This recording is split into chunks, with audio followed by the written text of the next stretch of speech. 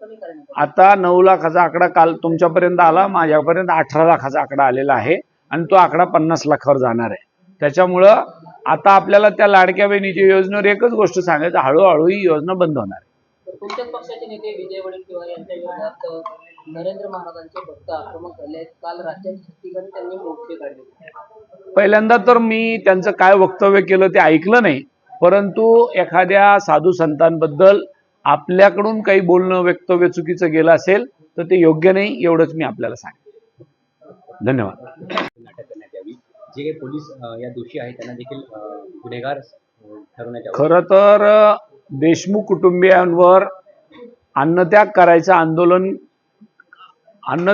आंदोलन करण्याची वेळ सरकारने आणि पोलीस प्रशासनाने येऊ द्यायला नाही पाहिजे होती. हे आपल्या सगळ्यांचं दुर्दैव आहे की एखाद्याच्या घरातल्या माणसाची, आपल्या एका गावच्या सरपंचाची निगृण हत्या होते आणि अशा परिस्थितीत त्याचा अनेक आरोपी अजूनही सरकारला आणि पोलीस डिपार्टमेंटला सापडत नाही. तर खऱ्या अर्थाने मला वाईट या गोष्टीचं वाटतं की एखाद्या घरादाराला पूर्णपणे अन्नत्याग आंदोलन करायची वेळ यावी. मी याच्यामध्ये इतकंच म्हणेल, माननीय मुख्यमंत्र्यांनी याच्यात तात्काळ हस्तक्षेप करावा.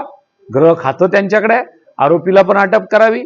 त्यांना लवकरात लवकर फास्ट ट्रॅक कोर्टावरती केस चालवून आरोपीला जे कोण दोषी सापडतील त्यांना फाशीची शिक्षा द्या.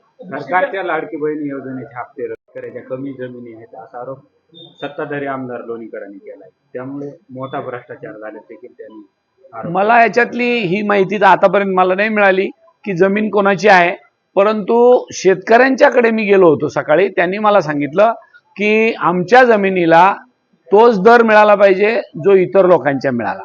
मग व्यापाऱ्याच्या किती आहे, उद्योजकाच्या किती आहे, अजून कोणाच्या आहे ती मी माहिती घेऊन आपल्याला कळवेल. परंतु आमची त्याच्यात रास्त अपेक्षा, एक प्रकल्प जर आला पाहिजे तर मग सगळ्यांना सारखे दर दिले पाहिजे.